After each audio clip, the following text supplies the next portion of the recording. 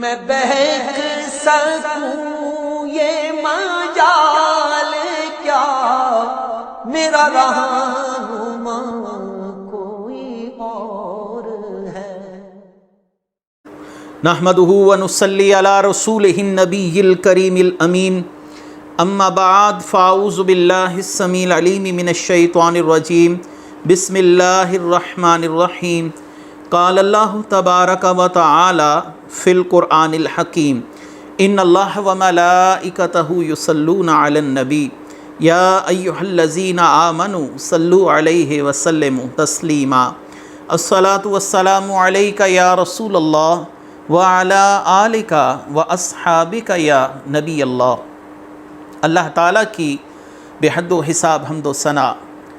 نبی مکرم جان عالم وجہ تخلیق کائنات حضرت محمد مصطفیٰ صلی اللہ علیہ وسلم اور آپ کے جمیع آل و اصحاب کی بارگاہ ناز میں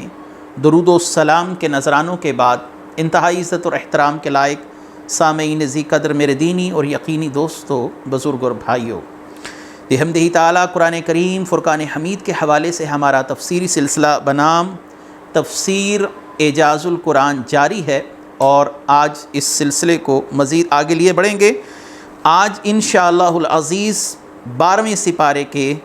13ویں رکوع کی تفسیر، جو کہ سورہ یوسف کا تیسرا رکوع ہوگا، اس کی تفسیر بیان کی جائے گی۔ اللہ تبارک و تعالیٰ قرآن کریم فرقان حمید میں ارشاد فرماتے ہیں،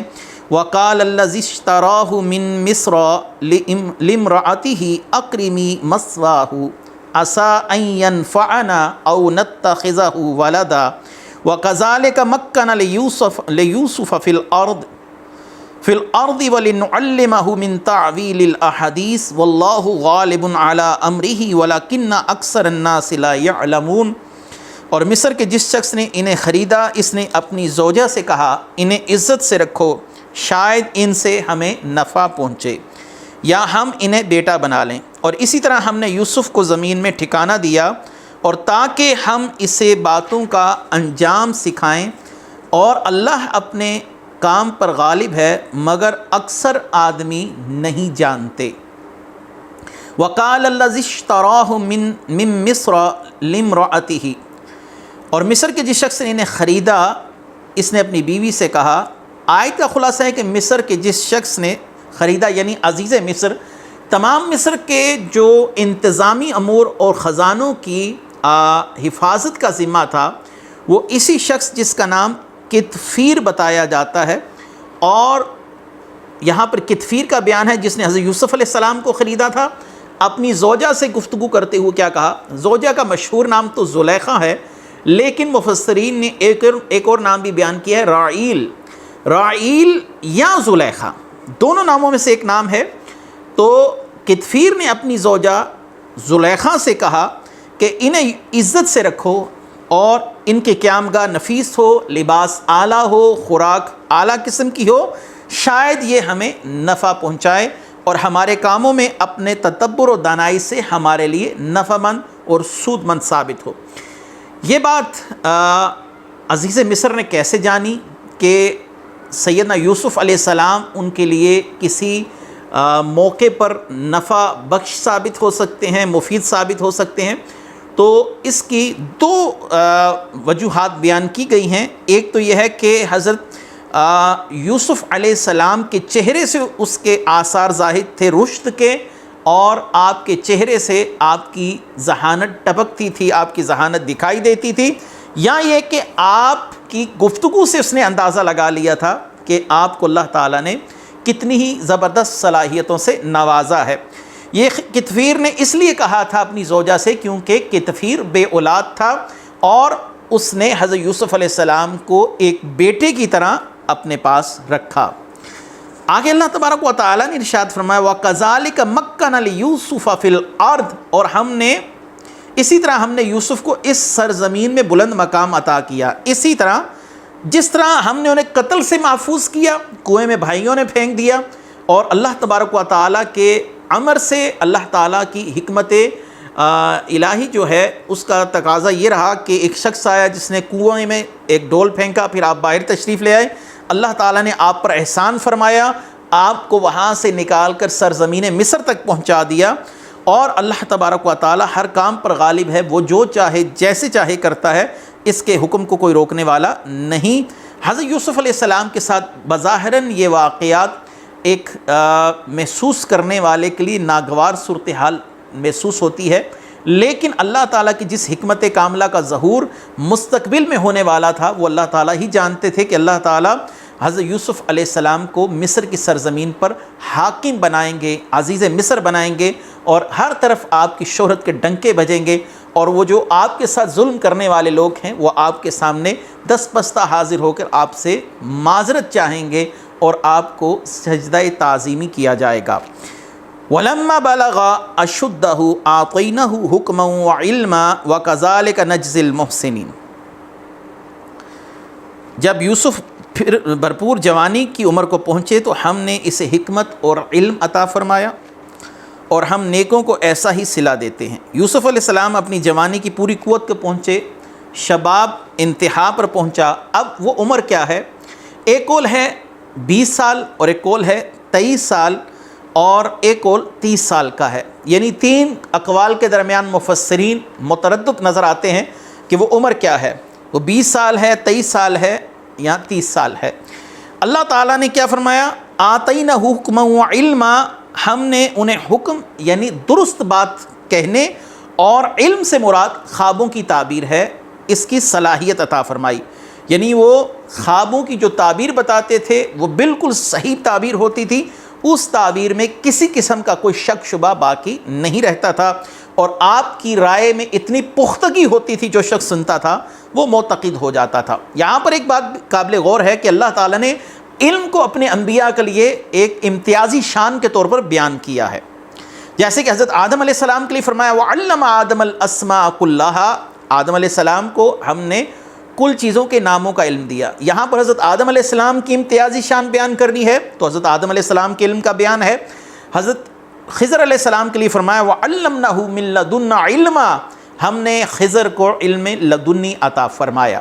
رسول اللہ صلی اللہ علیہ وسلم کے لیے بیان کیا وَعَلَّمَكَ مَا لَمْ تَكُنْ تَعْلَمْ، اور آپ کو سب کچھ سکھا دیا جو آپ نہیں جانتے تھے۔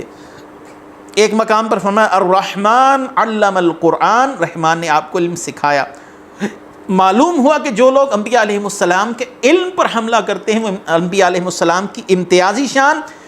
اور انبیاء علیہ السلام کے اس مقام کے منکر ہیں جو اللہ تعالیٰ نے انہیں عطا فرمایا۔ اگلی آیت ہے وَرَوَدَتْهُ الَّتِي هُوَ فِي بَيْتِهَا عَن نَّفْسِهِ وَغَلَّقَتِ الْأَبْوَابَ وَقَالَتْ حَيْتَ لَكَ قَالَ مَعَاذَ اللَّهِ إِنَّهُ رَبِّي أَحْسَنَ مَثْوَايَ إِنَّهُ لَيُفْلِحُ الظَّالِمُونَ، اور جس عورت کے گھر میں تھے اسے انہیں ان کے نفس کے خلاف پھسلانے کی کوشش کی، اور سب دروازے بند کر دیے اور کہنے لگی آؤ یہ تم ہی سے کہہ رہی ہوں۔ یوسف نے جواب دیا ایسے کام سے اللہ کی پناہ، بے شک وہ مجھے خریدنے والا شخص میری پرورش کرنے والا ہے، اس نے مجھے اچھے طریقے سے رکھا، بے شک زیادتی کرنے والے فلاح نہیں پاتے۔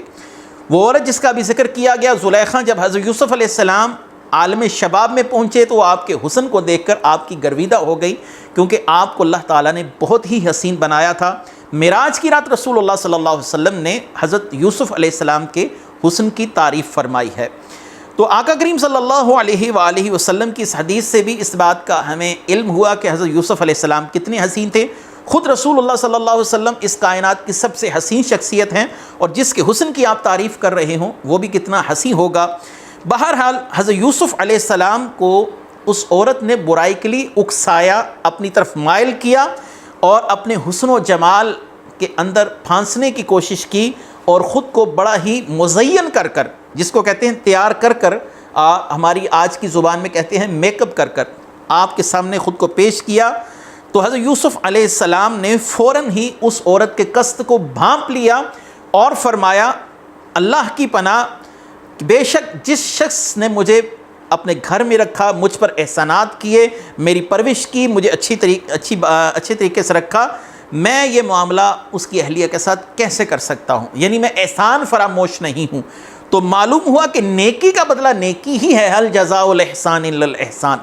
حضرت یوسف علیہ السلام کیا کہہ رہے ہیں کہ جس نے میرے ساتھ نیکی کی میں اس کے ساتھ برائی کا سوچ بھی نہیں سکتا۔ میں اللہ کی پناہ چاہتا ہوں کہ جو مجھے اپنے گھر میں لایا، جس نے میری نگہداشت کی، مجھے اچھے طریقے سے رکھا، آج میں اسی کی زوجہ پر جری ہو جاؤں۔ اللہ کی پناہ۔ اللہ تعالیٰ نے فرمایا کہ نیکی کی جزا نیکی ہی ہے۔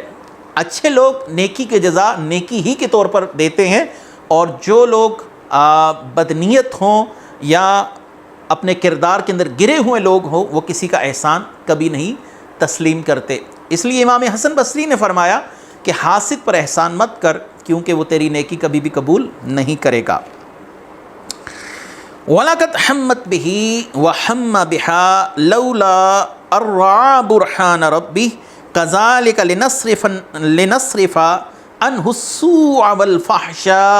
إِنَّهُ مِنْ عِبَادِنَا الْمُخْلَصِينَ۔ بے شک عورت نے یوسف کا ارادہ کیا، اور اگر وہ اپنے رب کی دلیل نہ دیکھ لیتے تو وہ بھی ارادہ کر لیتے۔ ہم نے اسی طرح کیا تاکہ اس سے برائی اور بے حیائی کو پھیر دیں، بے شک وہ ہمارے چنے ہوئے بندوں میں سے ہیں۔ وَلَقَدْ حَمَّتْ بِهِ وَحَمَّ بِهَا، انتہائی مارکۃ الآراء یہ مقام ہے۔ جتنے بھی علماء کرام نے عصمت انبیاء پر کتب لکھی یا عصمت انبیاء کے حوالے سے کام کیے، انہوں نے اس آیت مبارکہ کو زیر بحث ضرور لایا ہے۔ عام طور پر اس کا مطلب کیا جاتا ہے کہ زلیخا نے قصد کیا حضرت یوسف علیہ السلام کے ساتھ برائی کا، اور حضرت یوسف علیہ السلام بھی قصد کر لیتے زلیخا کے ساتھ برائی کا۔ یہ ہے وہ عام معنی جو کیا جاتا ہے، لیکن یہ معنی صحیح نہیں ہے۔ یاد رکھیے کہ رسول اللہ صلی اللہ علیہ وسلم نے فرمایا کہ ایمان کے 3 درجے ہیں: برائی کو ہاتھ سے روکنا، زبان سے روکنا، یا دل میں برا جاننا۔ اب جب آپ نے یہ حدیث سن لی، میں نے ایک حدیث کا مشہور حدیث کا مفہوم آپ کے سامنے بیان کر دیا، اب آتے ہیں اس قرآن کی آیت کی طرف۔ حدیث تو میں پڑھ چکا، اب قرآن کی آیت کی تفسیر سمجھنے میں آپ کو انتہائی آسانی رہے گی۔ یوسف علیہ السلام کے سامنے زلیخا کھڑی ہے اور قصد کر چکی ہے گناہ کا، اور حضرت یوسف علیہ السلام نے اسے اپنے ہاتھ سے زبردستی روکنے سے قصد کیا، اپنے ہاتھ سے روکنے کا قصد کیا، کیونکہ ایمان کا سب سے اعلیٰ درجہ ہی ہے کہ برائی کو ہاتھ سے روکا جائے۔ اس سے پہلے کہ آپ کا ہاتھ اس خاتون پر اٹھ جاتا، اور یقیناً کسی عورت پر ہاتھ اٹھانا یہ نبی کی شان کے شایع نشان نہیں، تو آپ نے اللہ کی برہان کیا دیکھی؟ آپ نے اپنے والد محترم کو کھڑے دیکھا، جنہوں نے انگلی سے اشارہ کیا کہ اے بیٹے، یہ انبیاء کے شایع نشان نہیں ہے یہ معاملہ کہ وہ کسی عورت پر ہاتھ اٹھائیں۔ یہ جو تفسیر میں نے آپ کے سامنے بیان کی ہے، یہ شیخ اکبر محی الدین ابن عربی رحمۃ اللہ علیہ کا رجحان اس تفسیر کی طرف ہے، جس کو آپ نے فتوحات مکیہ میں بیان کیا، اور اس کے بعد علامہ عبد الوہاب شعرانی رحمۃ اللہ علیہ، جو مصر کے ان اکابر اولیاء میں شمار ہوتے ہیں جن کا دعویٰ یہ ہے کہ میں نے پوری بخاری شریف رسول اللہ صلی اللہ علیہ وسلم سے بالاستیاب پڑھی ہے، تو آپ نے اپنی کتاب الیواقیت والجواہر کے اندر بھی اسی طرف رجحان رکھا۔ یاد رکھیے کہ ایک نبی کے لیے یہ الزام لگانا کہ نبی بھی قصد کر لیتے برائی کا، یہ بہت ہی بڑا الزام ہے، اور اسلام کے مبادیات اور عقائد کے بالکل مخالف ہے۔ حضرت بایزید بستامی سے کسی نے سوال کیا کہ ولی کس وقت ولی بنتا ہے، عارف جو ہے عارف باللہ اس کا مقام کیا ہے؟ تو آپ نے فرمایا جب اس کے سامنے عورت اور دیوار ایک جیسے ہو جائیں، یعنی عورت اس کے وجود پر، اس کی سوچ پر، اس کے دل پر کسی قسم کا اثر انداز نہ ہو، تو وہ ولی بن جاتا ہے، کامل ولی ہے۔ جب ولیوں کا یہ مقام ہے کہ عورت ان کے لیے مثل دیوار ہے، جیسے انسان کے سامنے دیوار ہو اور انسان کے جذبات اور احساسات میں کوئی تغیر و تبدل واقع نہیں ہوتا۔ یہ تو اللہ کے نبی ہیں، اللہ تبارک و تعالیٰ نے انبیاء علیہم السلام کو محفوظ رکھا ہے۔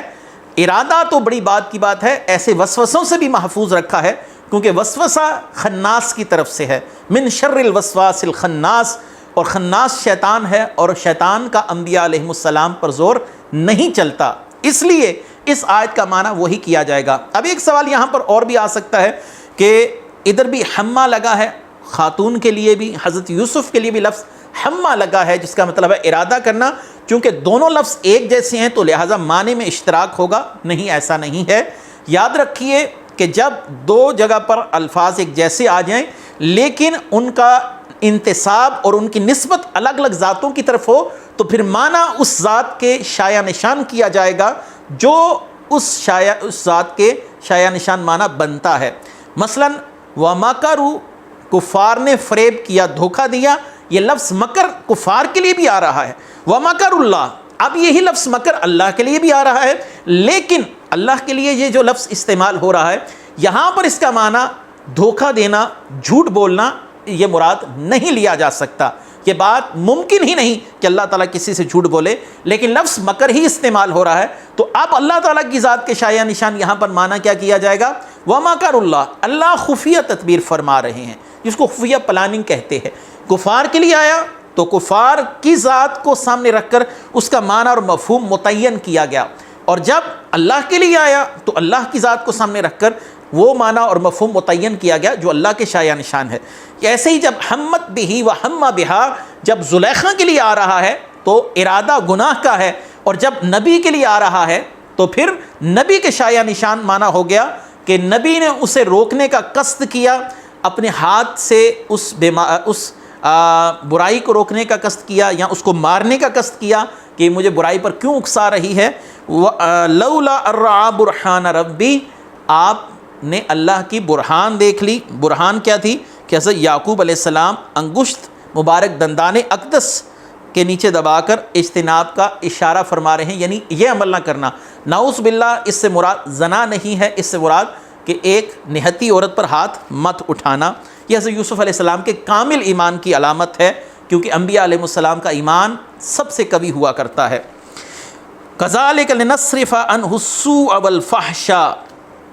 اور ہم نے یوں ہی کیا کہ اس سے برائی اور بے حیائی کو پھیر دیں، بے شک وہ ہمارے چنے ہوئے بندوں میں ہیں۔ اللہ تعالیٰ نے جو ان پر الزام آنا تھا برائی کا، بے حیائی کا، تو اللہ تعالیٰ نے اس کو پھیر دیا، آپ پر زلیخا کو قادر نہیں ہونے دیا۔ زلیخا آپ پر قادر نہ ہو سکی اور اس اپنے معاملے میں پایہ تکمیل تک اپنے امر کو نہ پہنچا سکی۔ اللہ تعالیٰ نے فرمایا بے شک وہ ہمارے چنے ہوئے بندوں میں سے تھے۔ آگے تعریف حضرت یوسف علیہ السلام کی کر دی۔ یہ آیت واضح بتا رہی ہے کہ یہاں پر قصد زلیخا کا تھا، نہیں تو اس آیت میں اللہ تعالیٰ حضرت یوسف علیہ السلام کی تعریف کیوں فرماتے۔ آگے چلتے ہیں، نبی کریم صلی اللہ علیہ وآلہ وسلم کی ایک حدیث مبارکہ بھی ہے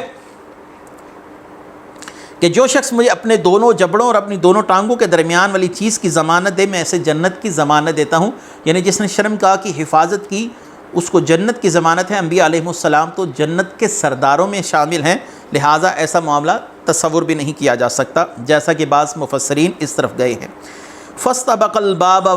وقدت قمیصہ من دبر والفیا سیدها لدى الباب قالت ما جزاء من اراد باهلك سوءا الا ان يسجن او عذاب علیم۔ اور دونوں دروازے کی طرف دوڑے اور عورت نے ان کی قمیص کو پیچھے سے پھاڑ دیا۔ دونوں نے دروازے کے پاس عورت کے شوہر کو پایا تو عورت کہنے لگی اس شخص کی کیا سزا ہے جو تمہاری گھر والی کے ساتھ برائی کا ارادہ کرے، یہی اسے قید کر دیا جائے یا دردناک عذاب دیا جائے۔ اب یہاں پر زلیخا نے یہ قصد کیا، اس کمرے کے 7 دروازے ہیں یا اس جگہ پر آنے جانے کے لیے 7 دروازے تھے، اس نے تمام دروازوں کو مقفل کر دیا۔ حضرت یوسف علیہ السلام جس دروازے کی طرف جاتے تو خود بخود وہ قفل، وہ تالا کھل کر زمین پر گر جاتا۔ حضرت یوسف علیہ السلام جب باہر نکلے تو اس نے آپ کی قمیص کو پیچھے سے پکڑ لیا اور اپنی طرف کھینچا، جس سے وہ قمیص پھٹ گئی۔ اب جب آپ باہر تشریف لائے تو فوراً ہی عزیز مصر سامنے آ گیا، جس نے اپنی زوجہ کو حضرت یوسف علیہ السلام کو اس حال میں دیکھا کہ دونوں اکٹھے تھے اور یوسف علیہ السلام آگے تھے اور زلیخا پیچھے تھی۔ تو اس ساری صورتحال کو دیکھتے ساتھ ہی زلیخا نے اس سارے معاملے کا الزام حضرت یوسف علیہ السلام پر ڈال دیا اور ساتھ ہی کہا قالت ما جزاء من اراد باهلك سوءا الا ان يسجن او عذاب علیم، کہ تمہاری بیوی کے ساتھ اس شخص نے برائی کا ارادہ کیا ہے۔ اب ارادہ تو اس کا اپنا تھا، لیکن یہاں پر اس نے جھوٹ کیا بولا، ایک نبی کی ذات پر الزام لگا دیا کہ تمہاری بیوی کے ساتھ اس شخص نے برائی کا ارادہ کیا ہے۔ اب اس کو یہ بھی خوف ہوا کہ حضرت یوسف علیہ السلام کو کہیں قتل نہ کر دیا جائے، کیونکہ وہ حضرت یوسف علیہ السلام سے محبت بھی کرتی تھی، تو ساتھ ہی اس نے کیا کہا الا ان یسجن او عذاب علیم، ان کو قید کر دو یا کوڑے لگائے جائیں، ان کو عذاب علیم دو، یعنی دردناک عذاب، یعنی مار نہ دے کہیں میرا شوہر ان کو۔ تو فوراً اسے اپنی طرف سے 2 سزائیں بھی تجویز کر دی، ایک قید خانے میں ڈال دیا جائے، ایسے زندہ تو رہیں گے، اور دوسرا ان کو کوڑے لگائے جائیں اس کوڑے لگانے کے بعد بھی حضرت یوسف علیہ السلام زندہ رہیں گے، یہ تھا خیال زلیخا کا۔ قال ہی راودتنی عن نفسی وشاہد شاہد من اہلہا ان کان قمیصہ قد من قبل فصدقت وہو من الکاذبین وان کان قمیصہ قد من دبر فکذبت وہو من الصادقین فلما رأى قمیصہ قد من دبر قال انہ من قیدکن ان قیدکن عظیم۔ یوسف نے فرمایا اسی نے میرے دل کو پھسلانے کی کوشش کی ہے، اور عورت کے گھر والوں میں سے ایک گواہ نے گواہی دی کہ اگر ان کا کرتا آگے سے پھٹا ہوا ہو تو پھر عورت سچی ہے اور یہ سچے نہیں، اور اگر ان کا کرتا پیچھے سے چاک ہو تو عورت جھوٹی ہے اور یہ سچے ہیں۔ پھر جب عزیز نے اس کا کرتا پیچھے سے پھٹا ہوا دیکھا تو کہا بے شک یہ تم عورتوں کا مکر ہے، بے شک تمہارا مکر بہت بڑا ہے۔ حضرت یوسف علیہ السلام نے اب اپنی صفائی دینا چاہی کہ زلیخا نے الٹا مجھ پر الزام لگا دیا، یہی ہے جو بن سنور کر آئی اور اس نے مجھے پھسلانے کی کوشش کی۔ آپ نے اپنی برات کا اظہار کیا، حقیقت حال کو بیان کیا۔ اب عزیز مصر کے لیے یہ معاملہ مشکل ہو گیا کہ میں اپنی بیوی پر یقین کروں یا حضرت یوسف علیہ السلام پر یقین کروں۔ تو حضرت یوسف علیہ السلام نے فرمایا اس گھر میں ایک 4 مہینے کا بچہ ہے جو زلیخا کے ماموں کا لڑکا تھا، اسے لایا جائے، وہ گواہی دے گا۔ تو عزیز مصر نے کہا کہ 4 مہینے کا بچہ گواہی کیسے دے سکتا ہے؟ آپ نے فرمایا میرا رب اسے قوت گویائی عطا فرمائے گا۔ جب اس بچے کو لایا گیا تو اس بچے نے کلام کیا، اور یہ اسلام کی تاریخ میں بہت سے ایسے واقعات ہیں جن میں بچوں کا کلام کرنا ہمیں ملتا ہے، جیسا کہ جریج ایک ولی تھے، صحیح مسلم کی حدیث ہے، جب ان پر الزام لگا بدکاری کا تو جس عورت نے الزام لگایا تھا اس کے حمل میں جو بچہ موجود تھا، جریج نے اس بچے سے مخاطب ہو کر کہا جو کہ ماں کے بطن میں تھا، پیٹ میں تھا، یا بابوس من ابو کا، بتا تیرا باپ کون ہے؟ تو وہ بچہ ماں کے پیٹ سے بولا کہ میں فلاں فلاں کا بچہ ہوں۔ تو یہاں پر بھی صورتحال ایسی ہی ہے کہ تہمت زنا بھی ہے، اور حضرت یوسف علیہ السلام کے لیے 4 مہینے کا بچہ گواہی دے رہا ہے۔ یہاں پر مفسرین ایک اور بڑی خوبصورت بات کہتے ہیں کہ حضرت یوسف علیہ السلام کے لیے 4 مہینے کے بچے نے گواہی دی، اور وہ معاملہ جو رسول اللہ صلی اللہ علیہ وسلم کے لیے تکلیف کا سبب بنا، یعنی سیدہ عائشہ رضی اللہ تعالی عنہا پر تہمت کا معاملہ، جو انشاءاللہ ہم آگے چل کر سورہ نور کی تفسیر جو ہے 18ویں پارے کی اس میں بیان کریں گے، تو اللہ تبارک و تعالی نے اس مقام پر خود گواہی دی اور حضرت عائشہ رضی اللہ تعالی عنہا کی برات کا اعلان فرما دیا۔ اب معاملہ یہ ہوا کہ اس بچے نے کہا کہ اس بات کو جانچنے کے لیے کہ یوسف سچے ہیں یا زلیخا، تو دیکھا جائے کہ اگر کرتا پیچھے سے پھٹا ہے تو پھر جان لیا جائے کہ زلیخا نے حضرت یوسف علیہ السلام کو پیچھے سے پکڑنے کی کوشش کی، جس کی وجہ سے ان کی قمیص پھٹ گئی، اور اگر قمیص آگے سے پھٹی ہے تو پھر اس کا مطلب یہ ہوا کہ یوسف علیہ السلام گناہ گار ہوں گے۔ تو جب دیکھا گیا کہ تو قمیص پیچھے سے پھٹی تھی، اور عزیز مصر سارا معاملہ سمجھ گیا، اور اس نے اپنی عورت سے کہا کہ تو جھوٹی عورت ہے، یوسف علیہ السلام سچے ہیں۔ اگر یوسف علیہ السلام آگے بڑے ہوتے تو زلیخا نے ان کو ہٹایا ہوتا تو کرتا آگے سے پھٹا ہوتا، اور اگر یوسف علیہ السلام اس سے بھاگ رہے تھے تو زلیخا نے پیچھے سے پکڑ لیا، کرتا پیچھے سے پھٹا ہوگا، تو نتیجہ کرتا پیچھے سے پھٹا تھا۔ تو عزیز مصر نے کہا بے شک یہ تم عورتوں کا مکر ہے، یہ تمہارا جھوٹ ہے، فریب ہے، تم نے حضرت یوسف علیہ السلام کو پھنسانے کی کوشش کی، بے شک تمہارا مکر بہت بڑا ہے۔ آگے یوسف اعرض عن ھذا واستغفری لذنبک انک کنت من الخاطئین۔ اے یوسف تم اس بات سے درگزر کرو، اور اے عورت تم اپنے گناہ کی معافی مانگ، بے شک تو ہی خطا کاروں میں سے ہے۔ جب عزیز مصر کے سامنے زلیخا کی خیانت اور یوسف علیہ السلام کی برات ظاہر ہو گئی تو عزیز نے یوسف علیہ السلام کی طرف متوجہ ہو کر معذرت کی، یوسف اعرض عن ھذا، اے یوسف اس بات سے اعراض کیجئے، یعنی کسی سے بات نہ کہیے گا، اس میں میری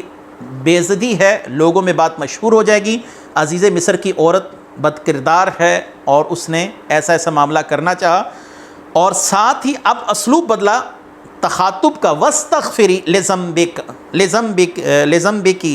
اور اپنی عورت سے کہا کہ تو استغفار کر، تو گناہ کی معافی مانگ انکی کنتی من الخاطئین، بے شک تو ہی خطا کرنے والوں میں ہے۔ کوئی شخص بھی یہ نہیں چاہتا کہ اس کے ایسے گھر کے معاملات کو باہر لایا جائے، تو اس لیے اس نے حضرت یوسف علیہ السلام سے اس بات کے سلسلے میں اعراض کرنے کا کہا، اور حضرت یوسف علیہ السلام نے اس بات کا تذکرہ پھر کسی سے نہیں کیا۔ لیکن وَاسْتَغْفِرْ لِذَنبِكَ، اے عورت تو اپنے گناہ کی معافی مانگ۔ زلیخا کی طرف متوجہ ہو کر عزیز مصر نے کہا اللہ تعالیٰ سے اپنے گناہ کی معافی مانگ جو تو نے یوسف پر تہمت لگائی، حالانکہ وہ اس سے بری ہیں، اپنے شوہر کے ساتھ خیانت کا ارادہ کرنے کی وجہ سے، بے شک تو ہی خطا کاروں میں سے ہے۔ تو آج کا یہ رکوع یہاں پر ختم ہوا۔ انشاءاللہ العزیز ہم آگے جو چوتھا رکوع ہے سورہ یوسف کا، اس کے ساتھ پھر حاضر خدمت ہوں گے۔ اللہ تبارک و تعالی قرآن کا فہم نصیب فرمائے۔ وآخر دعوانا ان الحمدللہ رب العالمین۔ میں بہک سکوں یہ مجال کیا میرا رہا